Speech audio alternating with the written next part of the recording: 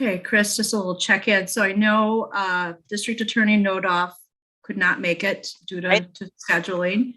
So she's our vice chair, so she won't be here.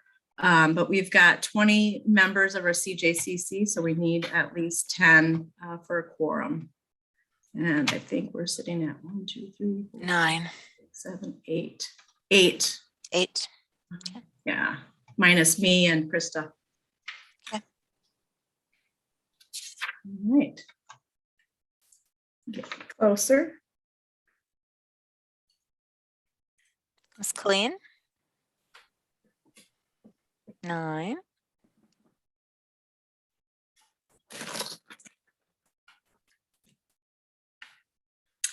Oh, I guess we did have a judge too, but they must have lost connection.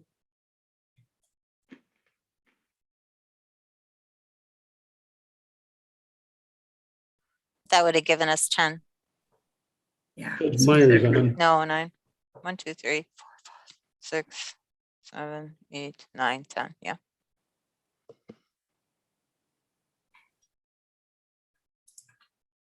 Great.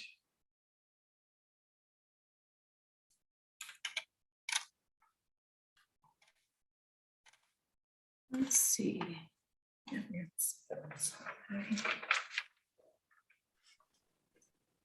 Are we good? I think like we it's- are good. All right. Then we will call this meeting of the Dunn County Criminal Justice Collaborating Council to order. And I don't know, do we need to do, this is Colleen's first meeting. It is. It is. All right.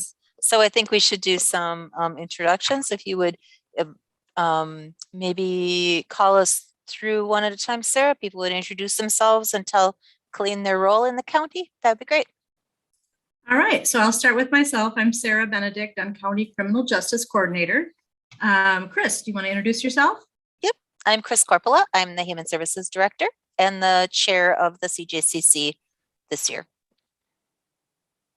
All right. Judge Christina Meyer. I'm Judge Christina Meyer. I am Branch 2 Circuit Court Judge in the county. Michelle Barrow.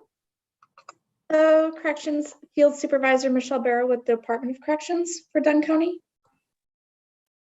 Sheriff Bigg. Hello, kind of self-explanatory, but Sheriff of Dunn County, Kevin Bigg. Supervisor Jim Tripp. Afternoon, Jim Tripp, Dunn County Supervisor and the Chair of the Judiciary and Law Committee. County Manager Paul Miller. That pretty much explains it. I'm spilling the beans right away here. Colleen, do you want to introduce yourself, please? Yes, Colleen Edsbach, and I'm the Program Director for the Criminal Justice and Rehab Program at Scout, as well as the Rehabilitation Services Program. It's great to be here. Wonderful. All right, Katie Shalley. I'm the clerk of court here in Dunn County. Josie La Liberty. Hi there, I'm the Child Support Director in Dunn County. Supervisor Dave Bartlett. Hi, I'm Dunn County Board Chair. Judge Jim Peterson. Muted, Jim. Muted. I'm always unmuted, so I'm sorry about that, unless the clerk mutes me. But Branch 1 Circuit Court Judge. All right. Let's see, Chief Jason Spetz, you out there? Yep, Chief Jason Spetz here with UW Stout Police Department. Good afternoon. Jonathan Lundeen. Good afternoon, John Lundeen from the Public Defender's Office. Getting younger and younger. Kids in the background. And his administrative support. All right. That's our group for today. I would entertain a motion for approval of the minutes from October 14th, if someone is so willing. I'd move, approve the minutes. Judge Peterson, second. Jim Tripp. Any discussion? Otherwise, all those in favor of approving the minutes signify by saying aye. Aye. Aye. Aye. All right. That carries by voice vote. Chair's comments and welcome. I don't know that I have anything specific to say because I want to leave us some time for, well, let me back that up. Let me just say I'm going to kind of flip around. We're going to spend some time here talking about 2022 goals. And then I do want to leave us time to be able to watch the first half of this film documentary, The Road to Recovery. A lot of these things cross my desk. And sometimes I watch them and sometimes I don't. And one of my staff watched this one and said, you should watch it. And I thought that it was a pretty powerful piece. It's done in Iowa County here in Wisconsin. And so it's kind of some local Wisconsinites featured in the film. And it's 53 minutes long. So we're going to do half this time and then half in April. So, okay. So our primary accomplishment that we need to have out of this meeting is to nail down some 2022 goals for the CJCC.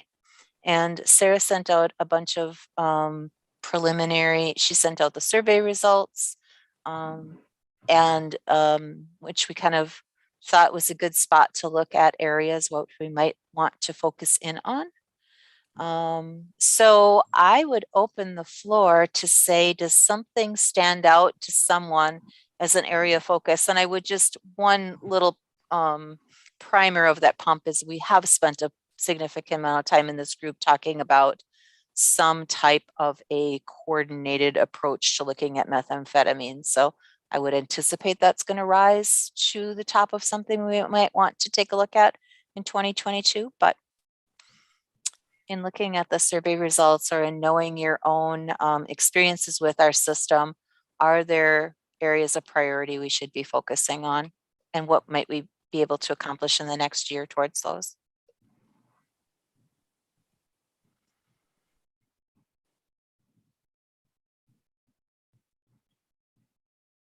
So Chris, I'll just reference to our survey. So we had 14 responses. One of those was mine. So we only had 13 members out of 20 respond on the survey. So it really is not, fully reflective of everybody's opinions. But we do have, 65% of members did vote. So it's probably better than the voting average out there in general. But one of the questions really honed in on the priorities of the CJCC, and this one really was clear, and it was the specific strategies to address methamphetamine. So as you had mentioned that you anticipated that being one of them, it really does stand out that is a clear consensus point of the responses that we did receive. And I should mention along those lines, in a email newsletter from the federal opioid and stimulant group called COSIP, they offered technical assistance, free technical assistance for reaching out to them. So Sarah has reached out to them. We have a call coming up with them at the end of the month, specifically looking for input that they might have. So they are the coordinated opioid stimulant. I don't know. I knew it at one point in time, but anyway, they're out of on the federal level and looking at opioids and stimulants. So we're hoping that they might be able to help us sort of to frame what we might be able to look at, but with regard to meth. So let's pick the low-hanging fruit. Is that, I know we've talked before about that in this group, is identifying us maybe some specific strategies to address methamphetamine in our community. and working on implementing those. Is that a shared goal amongst our group?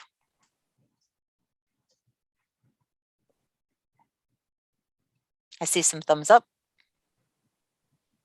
Anybody think that's not the direction we should go? Okay.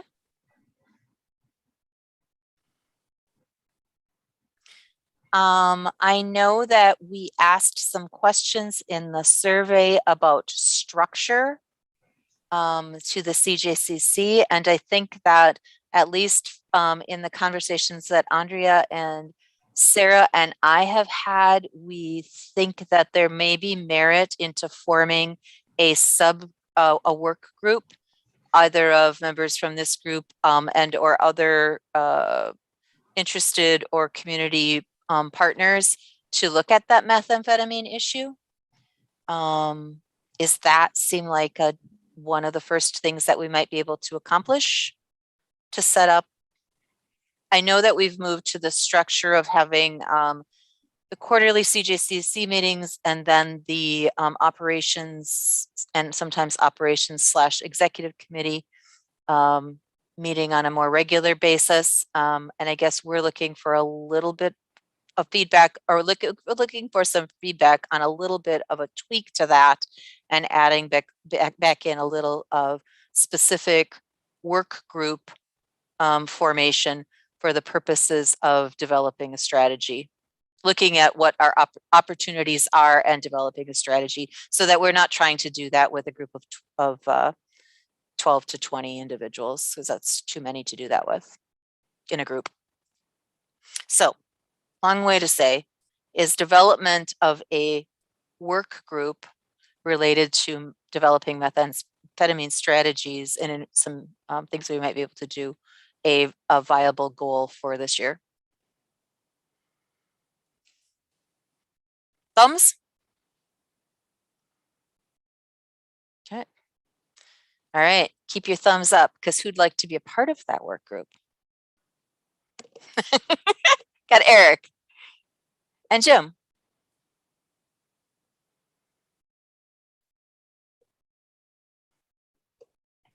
Anybody else? You know, but I'd just like to make sure that it wouldn't compromise, you know, where we sit as judges, you know, particularly if we're getting to start talking about dispositions or what people should or shouldn't do as far as exercising their discretion, you know, and charging decisions and that. But you know, if I would be willing to be part of it, but just sort of maybe abstain if there's some issue that I think may come before the court at a later time. Okay.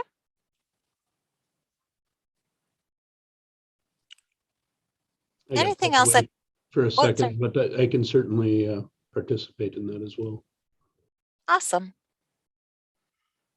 Awesome. Does that give you enough, Sarah, for us to start in the meth track? I think it does. We've got a good core group. Do we want to determine a chair or work group leader at this point, or kind of defer that to down the road? Let's do that. Yeah, let's do that with the first meeting of that group.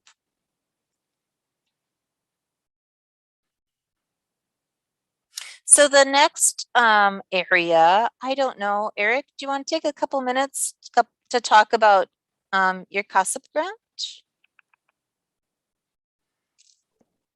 Sure. Can you hear me okay? Mm-hmm. Okay. So it was briefly mentioned at the last Executive Operations Committee meeting, we received a $584,000 CASAP grant from the Bureau of Justice Assistance. And that is essentially it's a collaborative grant working towards helping people that are addicted to opioids and stimulants. And so we're going to utilize the funds to hire a behavioral health officer. That'll be a sworn position that will coordinate different functions of the grant. One of them is a quick response team. The quick response team is a co-responder model where the behavioral health officer social worker, counselor, and paramedic, or potentially a like a person who's in recovery, like a wellness coach. I'm using the wrong terminology, so I apologize for it. And they do actual home interventions with people that have survived overdoses from fentanyl opioids, and we know that are highly addicted to methamphetamine.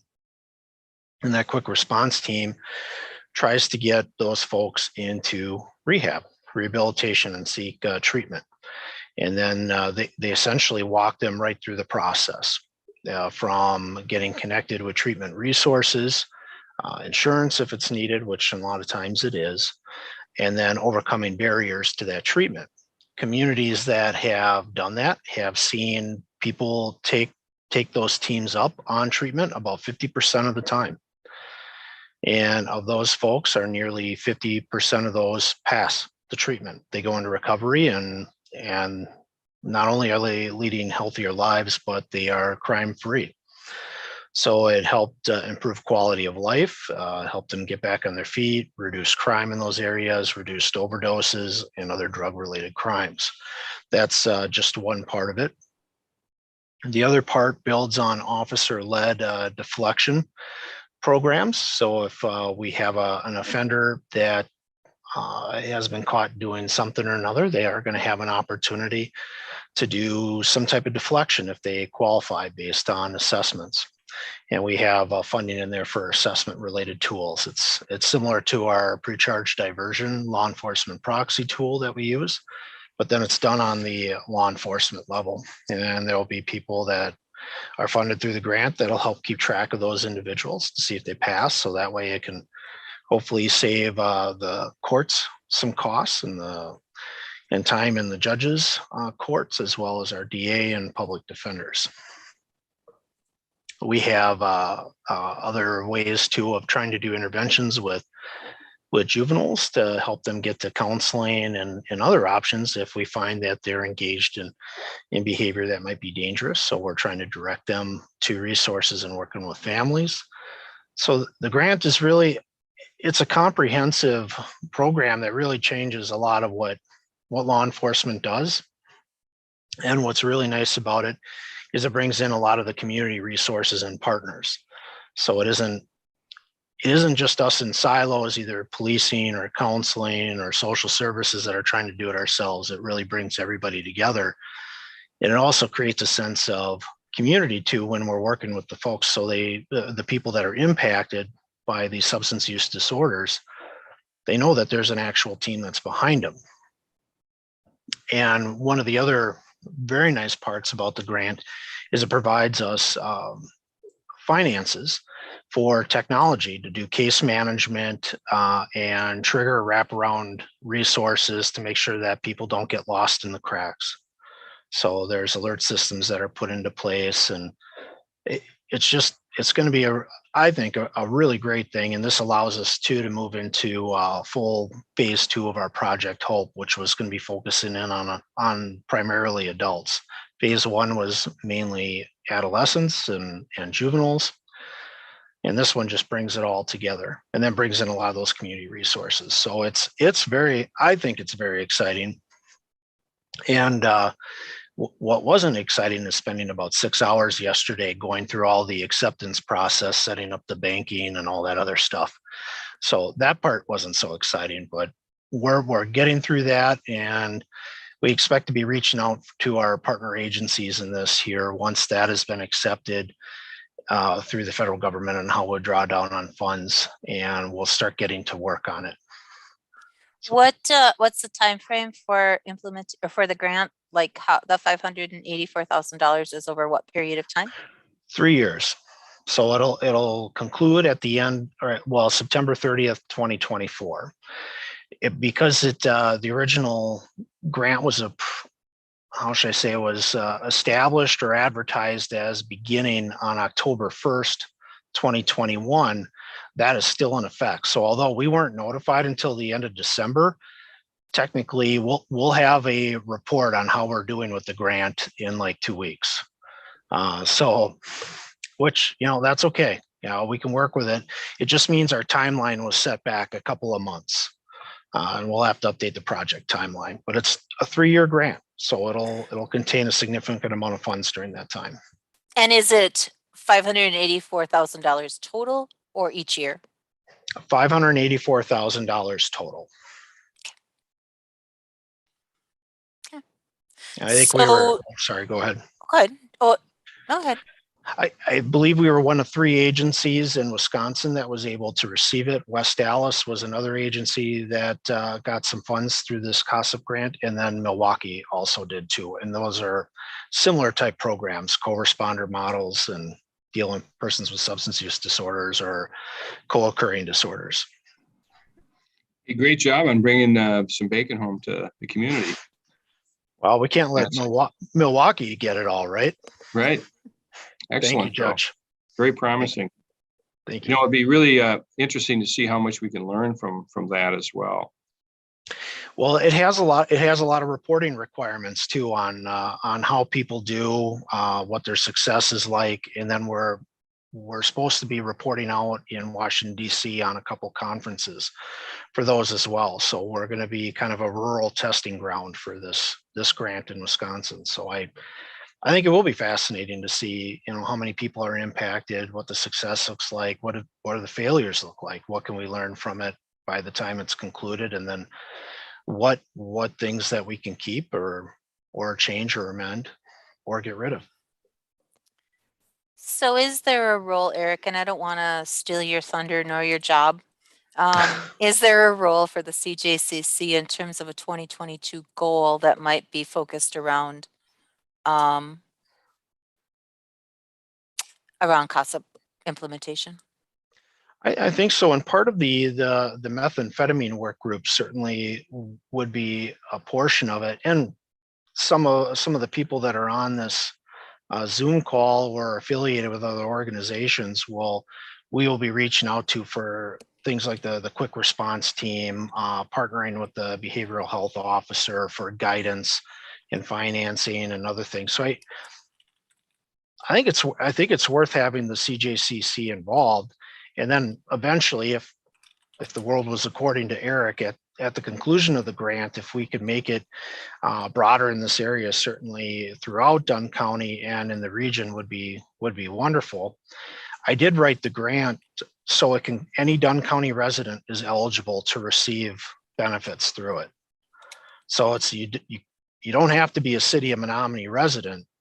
Anybody in the county can participate in the program. So even if people weren't originally like say an identified partner, like a support letter or something along with those lines, if people want to get involved and then bring in some persons you think are impacted by substance use, I think there's certainly a place at the table, and I think we can bring those constituents of yours to us and try to help them.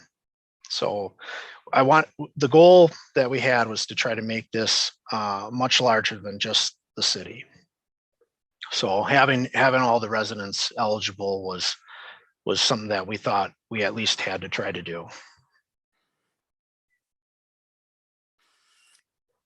So do you have ready-made kind of group? I know that we've been involved, obviously, you and Sarah and I, and the fire department have been involved in some of the early conversations about the quick response team and things, but do you have a ready-made group to sort of vet through as these things evolved? Would you like a work group? Would it be sufficient for us to establish a goal to be that the CJCC would be available to partner in whatever way is necessary for implementation of the COSIP grant? Absolutely. If we could get a working group together to help work through, because a lot of it touches the various departments here and people that are in on this meeting. So I think it's a natural fit to have people be a part of it.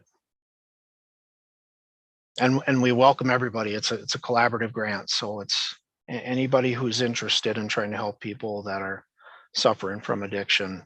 We'd love to have you on board. I know that Andrea mentioned when her and I and Sarah were talking about goals and 2022. I know that she mentioned that when it comes to things like diversion and deflection, that she was definitely interested. And I don't mean to volunteer her, but I think that she or someone from her office may be a good participant as well in a work group, or I don't know, consultation advisory group, whatever. I don't know, whatever we want to call it. I guess work group is our term that we've got already set up. Are there other people who are interested in Eric's project and would like to be willing to be at the table to work through its rollout? Yeah, I'll certainly be involved and partner up any way we can from the sheriff's office standpoint. Awesome. Thank you, Sheriff.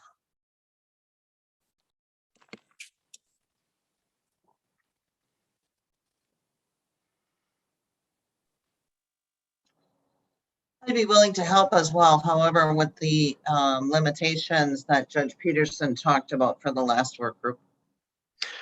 That'd be great. With some of I can think of a few things that I would want to certainly run by you, just in the event we have people that fail, and if they're tied into doing this in lieu of us referring charges to, say, the district attorney's office, or we're helping with maybe the pre-charge diversion too as well, because there's some opportunity in that area. So I don't want to step on your toes or put you into bad positions either. So I want to make sure that we're doing right by the people we're trying to help too, and not infringing on their civil liberties.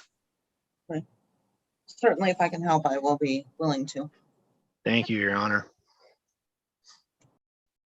Obviously, I'm stuck in the process with you. I'm happy to be stuck with you. Oh, thank you. All right. And I give us just a couple more minutes. Are there other areas of priority or other areas that we should begin to explore? Being that we're government and things tend to go slowly. Other areas that people see that we should put some focus on to continue to create an efficient and effective justice system in Dunn County.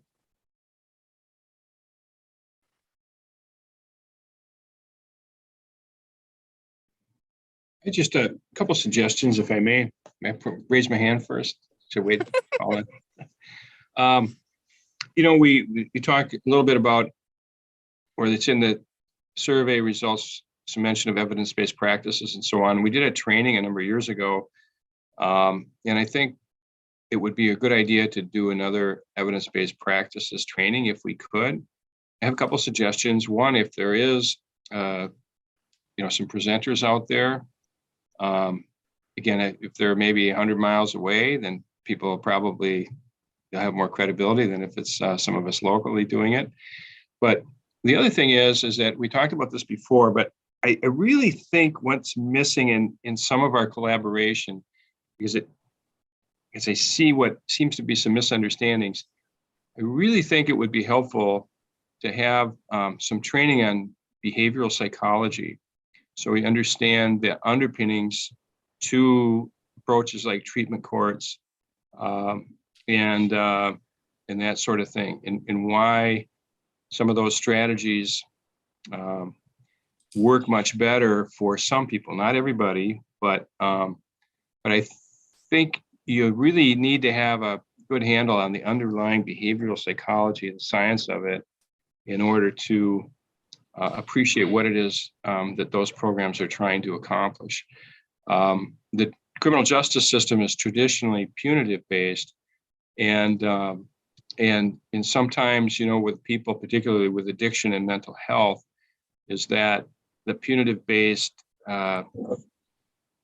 approach just isn't effective. I mean, at least my opinion, after being involved in the criminal justice system, this is my 34th year, 25 and a half years as a district attorney, and now 7.5 years as a judge, and being a parent of at least one very difficult child.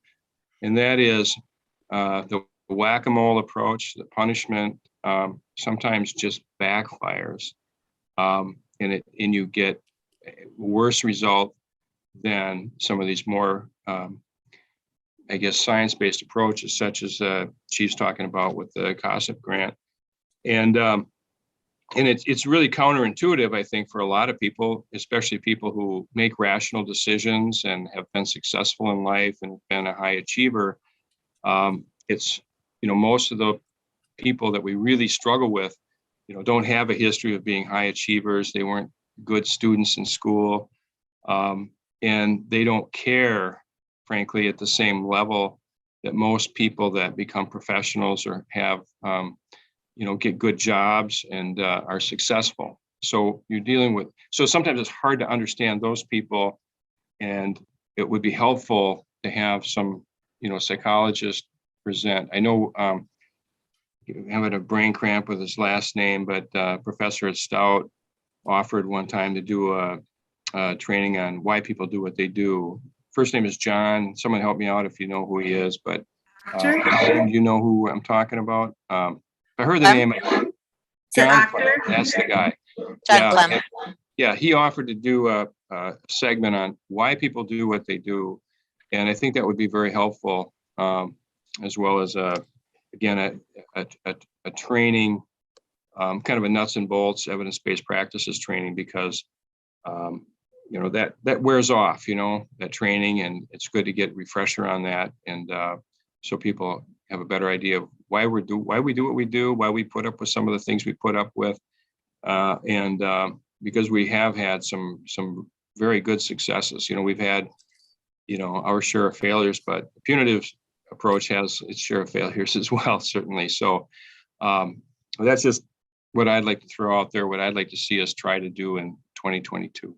Thank you. So a 2022 goal then could be to develop a cross systems offering of a training, either virtually or in person, probably virtually, because we're going to be living in COVID till forever.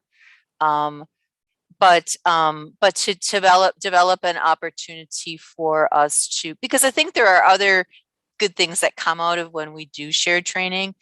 You work on a shared language, you have an opportunity for some just, networking and, kind of collaboration, for lack of a better word. So our goal could be to look at, and then part of what we might be able to bring back then to this group, say in April, or here are some opportunities. We can look at evidence-based practice, we can look at behavioral psychology, we can look at whatever, and here are kind of pick some potential, a potential area of focus and some persons that might be able to provide that for us. Didn't we just do one behavioral psychology thing in the last 6 months or so? Viewed a training on that, or was that through somewhere else that I participated in that? There were a couple of videos I think we had. Yeah, but we haven't. I Addiction haven't. Yeah, addiction stuff, but not be. I don't know. Maybe could be both. Blend. Which it contained a little bit of that.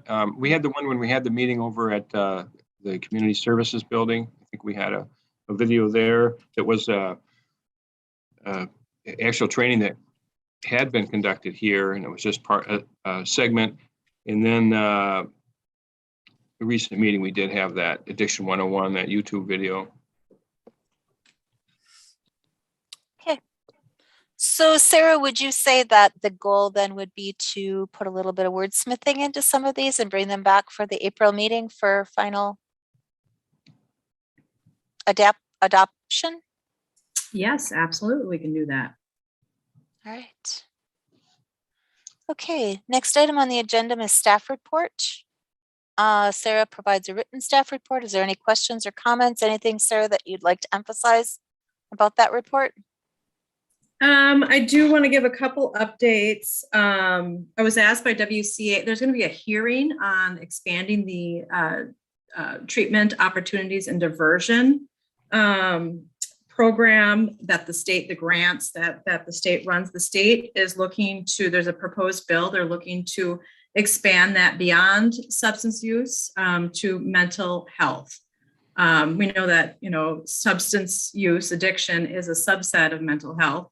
But they're really looking at expanding that. So there's going to be legislative hearing on Tuesday. I am not going to be there to testify, but we do have the Wisconsin Treatment Court Association will be representing and testifying on behalf of that change. And then you already mentioned it, but we do have a technical assistance call on the books with the Bureau of Justice Assistance to really look at specific strategies for meth. So I just wanted to be sure that we highlighted that. But other than that, if there's any questions from the written report, I'd be happy to address those.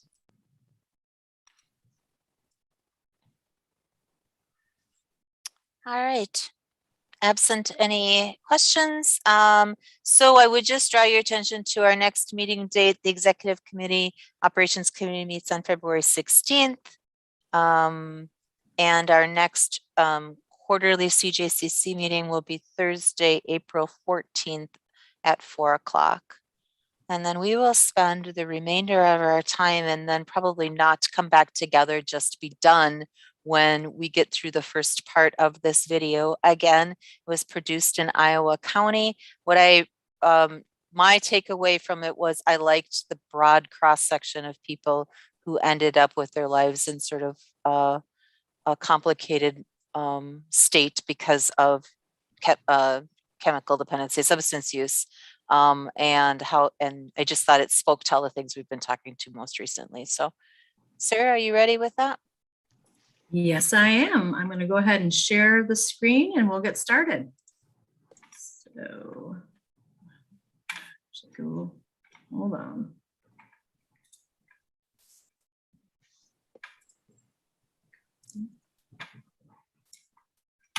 Right. And check the buttons. Okay, here we go.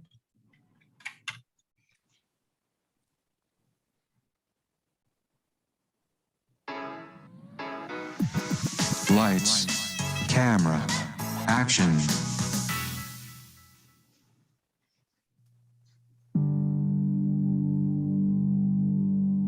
Meth makes me a monster. I was sure I was going to wake up and this was just a nightmare. I was alone with my demons. I didn't know how to deal with it. I wanted to stop, and I tell myself I would stop using, but the monster took over.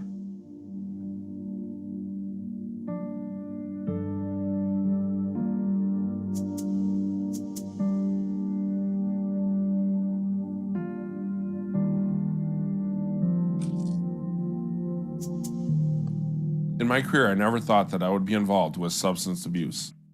What has kept me involved? It's their stories, it's their lives, it's their hunger to get help, but no idea where to turn to. By hearing these individual stories and get to know them like we have got to know them, we hope that you will be inspired to be part of the solution or find the courage to get help yourself.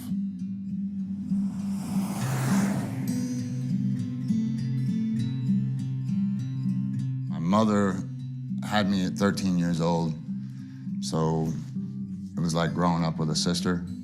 I don't know my father, but I always looked at my mom and my grandmother as both parents. And my mother, she wasn't a drug addict, she just didn't have the best choice in men. My little brother's dad is a guy I thought was the devil growing up. Every bad thing I learned or every bad thing that I could possibly see as a kid, I seen him do. It was so bad that I would rather live on the streets than be at home. When I was 12 years old, I ran away. 6 months, I lived on the streets until it was enough to where I would rather be at home. I grew up in Chicago, Illinois. Unfortunately, in a dysfunctional family. Very poor, always moving, poor parts of town. My dad was a very hard guy. He drank a lot. He used to hit my mom. You know, every year I had to go to different schools, so I was always tested. And being in the bad neighborhoods, I had to fight. And so it was just really bad growing up. I was born in Dodgeville, and I grew up kind of all over the place. My parents were married until I was about 6 years old. After that, it kind of got rough.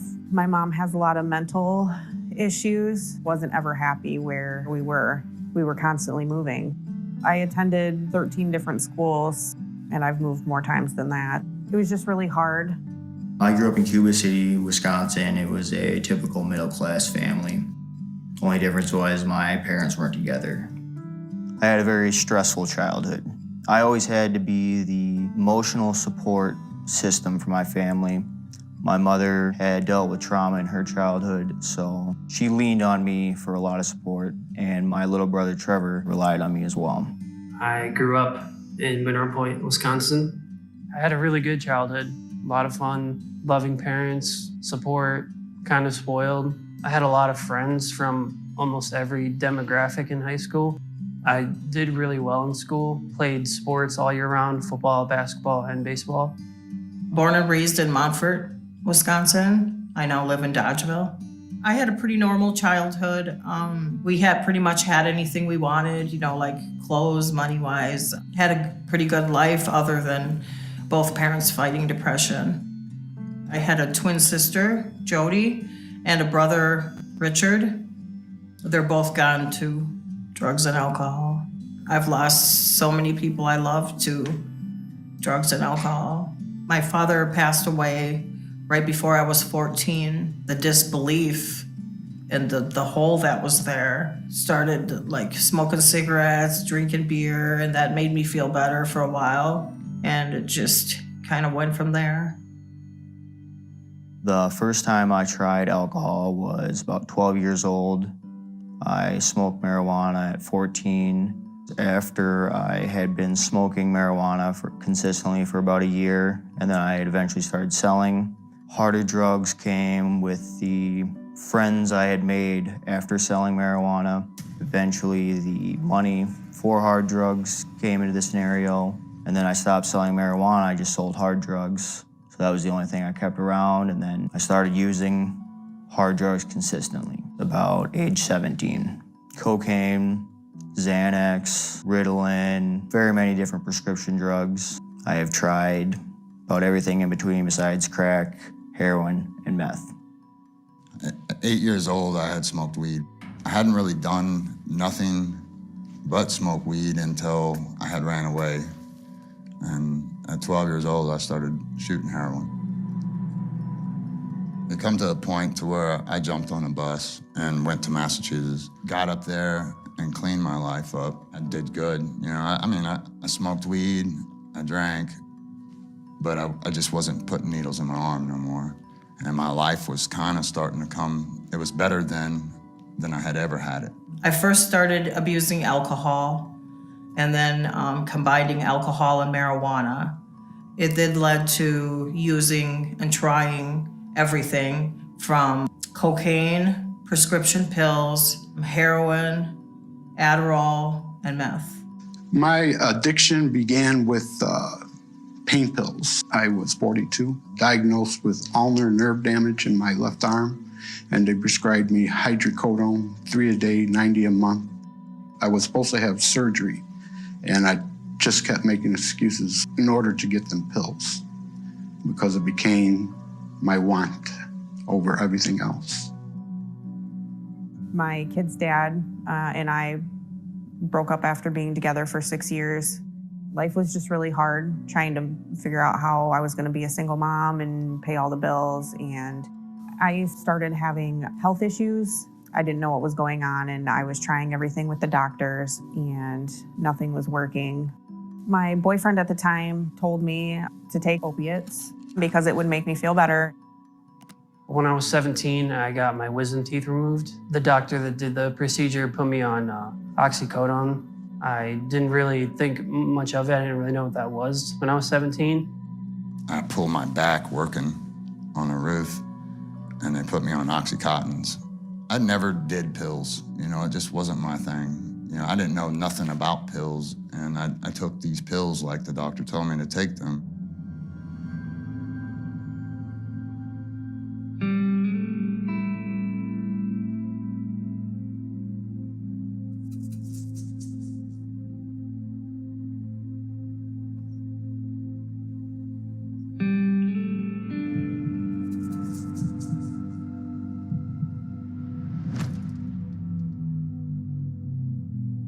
Honestly, from the first time I took a narcotic was when I started to get addicted. As long as I asked for the pill, the doctor gave it to me. I don't really remember much during that, but I remember saying, okay, I need to stop doing this. I informed my parole officer. He had told me to listen to my doctor. You know, I had to have just a couple pills at first, and it got just to a point where my tolerance just got so great. I just had to have more and more and more. I used prescription painkillers for about 15 years. And around year 10 is when I started not following the directions and doing more and more.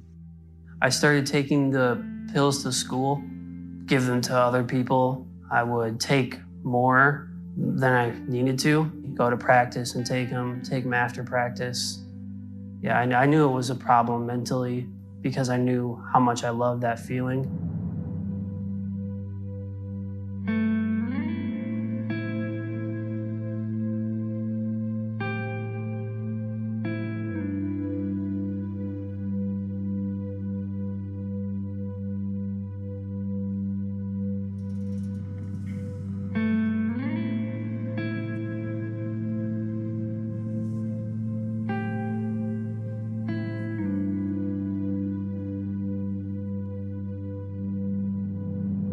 It's like having the flu, multiply that by 10 times at least. Profuse diarrhea, profuse vomiting, restless legs, severe muscle aches. You're freezing cold, but yet you're hot at the same time. So you can't get comfortable whatsoever.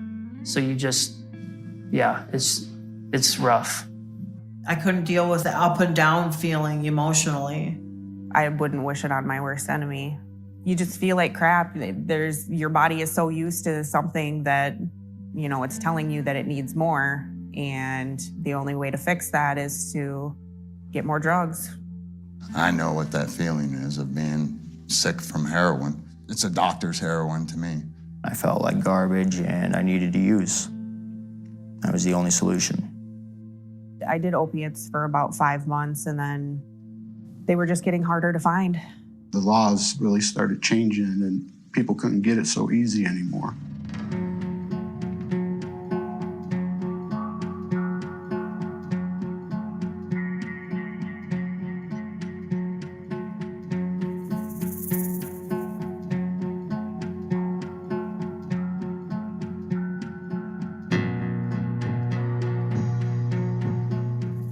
The person I was getting the pills from, they were going to the city to get heroin, and at first I was like, oh, hell no, screw that. I'm never. Why would I do that? I would never do heroin. 2 or 3 days passed, and I was withdrawing severely from the opioid painkillers. I caved in, and I tried some. My boyfriend at the time was freaking out because, we couldn't find anything, and so we went to Madison and we got heroin, and that's kind of where it all started to go down from there. I told the guy that I was working with that I wasn't going to be able to make it that day and explained to him how I was feeling. He said his wife was a heroin addict and sold heroin to support her habit. So off to the races I am. One of the guys that I was getting some from goes, I have heroin. And I said, no, I've never done that. I don't want to do that. Well, then the pain started coming from not having the pills. I called him. I said, well, let me just try it. And I got some and then got some more. Next thing you know, was out of control. And I turned into a serious addict. My addiction really took off after I dropped out of school. In my last semester of college, I went through a pretty rough breakup, and that was when I first dealt with real anxiety and depression. I was on the dean's list the semester before, and then that semester I just stopped going to class. I was up to $300 a day, like 300 milligrams of oxycodone a day, sometimes more, and I blew through $15,000 in 3 months. It all went to drugs, all of it. At first I could hide it and carry on, with my work and my activities and everything I had to do. I had my family, I had a full-time job, we had a house, a big 4-bedroom house. We were doing well. I was really good at hiding the signs. I had a good job. I had a great grade point average. I was on honor roll. I was in forensics. I had friends that lifted weights. I'd gone to the gym with them. I had a job. My kids lived with me. I had an apartment, and that quickly changed. I lost my apartment. My kids went to stay with their dad because I knew that it was much safer with him. I thought I had it handled. I was working. Everything was great. But then as time went, of course, I started feeling effects. I tried to hide my addiction for the longest time, and I could only do so for so long. I was like falling asleep in front of people, and I was doing shady things, stealing from people that I love and that I care about. I stopped seeing the positivity in people. I started seeing people for, okay, what can I get from you? I told myself for years, drugs never lied to me like everybody else I thought was lying to me. I knew what was gonna happen doing drugs. It just put me in a different mindset to where I really didn't care what I would feel like tomorrow as long as I felt good today. I got to a point where I had to do it every night. If I went to work, no matter where I was, I would leave on break to go get some. If I didn't have any, I would have it delivered to work. After years of covering up and hiding it, I started making excuses, not making appointments, not going to work, saying I was sick a lot, neglecting my kids and not doing what I should have been doing with them and missing more time with them. It just started to unravel over years. Life was chaotic. It was stressful. I had one thing on my to-do list and nothing else mattered. The fear that you have of running out, it controls you, and it's so hard to stop those thoughts and get into a different pattern once that's what you've done. I planned my day around it. I have to get there before I have to go to work. I have to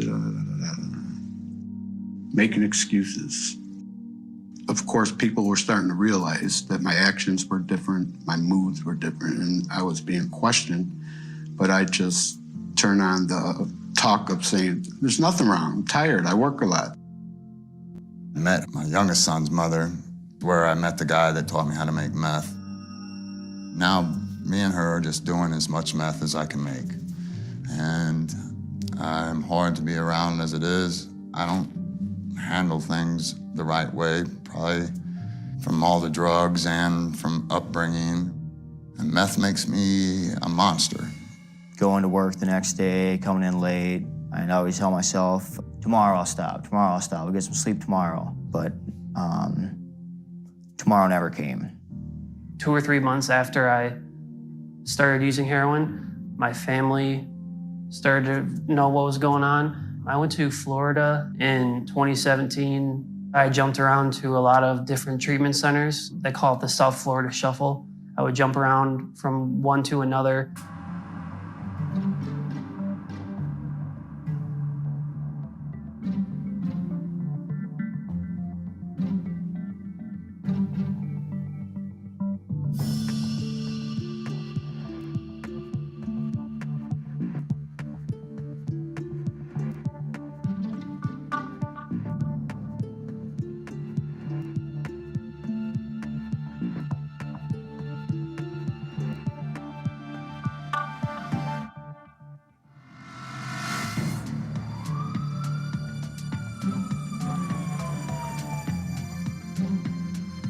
In the beginning of 2018, my mom visited me, and I knew my mom missed me, so I took advantage of that and manipulated that into me coming home. And we stayed in a hotel for a few days, and I ended up relapsing on heroin, and I left the hotel, and I overdosed as I was walking on the street and spent 4 hours in the hospital. When I first started using, I was working at Elkhorn School District at Westside Elementary. I worked there for like 20 years, and I was a very popular person of the whole town of Elkhorn. I did so much for the kids.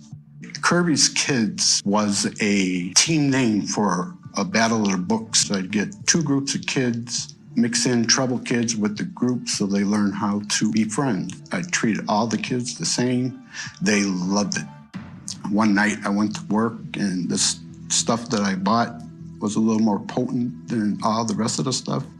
And I passed out in a school on the floor at going home time for the kids. Woke up in an ambulance, and I just laid my head back down because I thought I was dreaming and was sure I was going to wake up and this was just a nightmare. But that didn't happen. That's when I knew, uh-oh, this has got me. My quality of life was scummy. I was just a scumbag, a young punk, and like in a metaphor, I hung out in the sewers, you know, with the rats, with the scum of society. I was arrested, and then I had to sit about 2 months in Dubuque County Jail.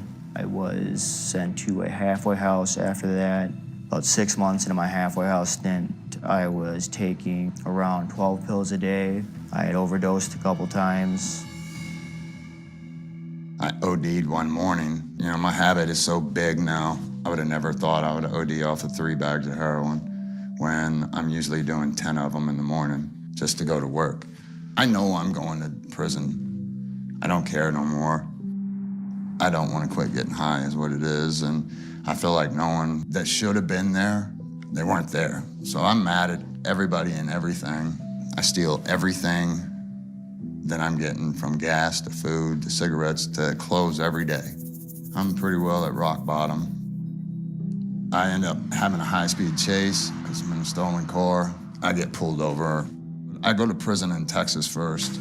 And to think that a person goes to prison that's extreme drug addict, you would think that I would clean up. But I found ways to get drugs in there. I shared needles with every guy on the yard. I was there for almost 13 years. I did a stint of 9 months in jail for drug charges and drug use. I was alone with my demons. I didn't know how to deal with it. I thought I was gonna fly apart. I just didn't know. There was no help, nobody to talk to. When I got out of jail, I felt so hopeless, just hopelessness that nobody cared, nobody was gonna change anything. And that led me to using again. I got so in the negatives and in such a dark place. I couldn't do anything for myself. I had myself talked out of, I couldn't leave the house. I didn't think that I could ever be pulled out of it. I can't even count the amount of times I've tried to get clean. Upwards of 20 times. I would get out of the woods as far as the physical withdrawal and stuff, which to me is one of the hardest parts. Mentally, I still wasn't okay. So I think that's why I would relapse, and I would never fully commit to changing my life or embracing recovery. It's like I was in love, so I don't want to give that up. Even though the rest of my life was chaos and misery, it was the only thing that was giving me happiness. So I think that's why I didn't quit. The first time I tried quitting, I was staying in a sober living house in South Carolina, and I was successful for 6 months. I moved back to Wisconsin so that I can be with my children. Everything was going really well, and I decided somewhere along those lines that I was okay and that I didn't need to go to meetings anymore. You know, boredom got the best of me, and I relapsed.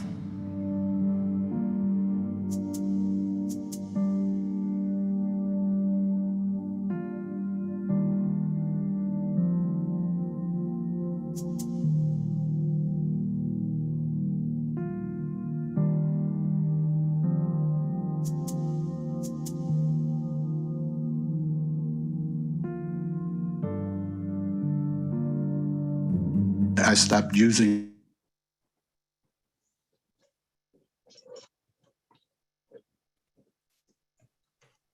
All right. Thank you for hanging in there. We'll sit the second part of that next time we meet in April. I'm impressed with the quality of that. It's very well done. It's very powerful. Mm-hmm. Thank you. Thanks, everybody. One comment I'd like to make. There was a story on National Public Radio this morning about folks who have recovered from alcohol and drug addiction and gone on to be lead decent, successful lives. It was a very positive, uplifting story, and the message that they conveyed was that if you can get them through all of the trauma that these folks experienced, there is a light at the end of the tunnel. It's not easy to get to, but it's there. So I appreciate this. I've got an alcoholic who's very close to me, and I can tell you that everything that they said, I've seen in action.